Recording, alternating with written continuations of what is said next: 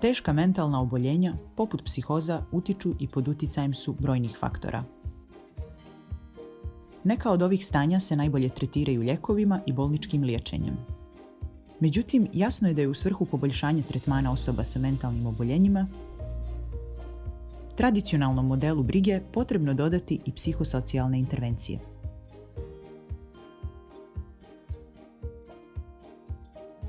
U zemljama sa niskom i srednjom stopom prihoda nije lako tražiti dodatne resurse od pružaoca usluga dok jedva sustižu i osnovne potrebe. 2017. godine Europska komisija je financirala Impuls. Studiju dizajniranu sa ciljem da pokaže kako koristiti postojeće resurse da bi se osobama sa mentalnim oboljenjima pristupalo holistički. Cilj je osobama pružiti bolje ishode tretmana, ali i eventualno smanjiti zahtjeve za istim. Započeli smo sa implementacijom psihosocijalne intervencije Dijalog Plus, koja se može sprovoditi nakon samo trosatnog treninga osoblja. Koristi jednostavan set pitanja koji omogućavaju korisnicima usluga da verbalizuju svoje poteškoće i podrže ih u pronalasku rješenja.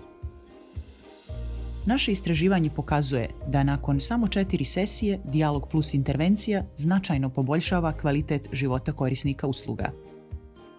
Također, pokazali smo da je intervenciju jednostavno implementirati i sprovesti na način koji je prilagođen korisnicima usluga, koji je siguran i koji, zahvaljujući svojoj generičkoj prirodi, lako može biti nadograđen.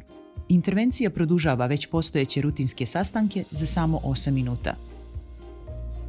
Pored našeg kliničkog istraživanja, pružili smo i preko 100 sati treninga istraživačkom osoblju, za koje se nadamo da će doprinijeti stvaranju budućih lidera u istraživanju mentalnog zdravlja. Da bismo osigurali da je naše istraživanje značajno i održivo, sarađivali smo sa svim relevantnim partnerima tokom projekta. Naporno smo radili da bismo osigurali dobru komunikaciju između njih, te organizovali događaje i radionice u lokalnim zajednicama, kao i webinare i konferencije na društvenim mrežama.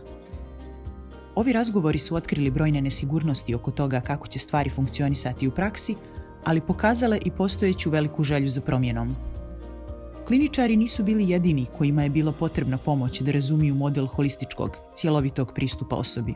Nakon godina u kojima su bili pasivni korisnici usluga, korisnicima usluga i njihovim porodicama je trebalo vremena da steknu dovoljno samopouzdanja i ohrabre se kako bi zauzeli aktivnu ulogu i tražili drugačiju vrstu usluge. Mentalno oboljenje može značiti različite stvari za različite ljude, ali nažalost često podrazumijeva kraći očekivani životni vijek, veće šanse za poteškoće sa fizičkim zdravljem i manje šanse za dobijanje medicinske pomoći kada je ona potrebna. Ali to ne mora biti tako. Impuls studija je pokazala da je i bolji način moguć, ali u ovome nam je potrebna vaša pomoć. Potrebno nam je da naučite iz onoga što smo mi uradili i nastavite da gradite na tome, da uradite ono što možete u vašoj državi, vašem timu, na vašem odjeljenju već danas. Na taj način zajedno možemo omogućiti bolju brigu i bolje ishode za sve.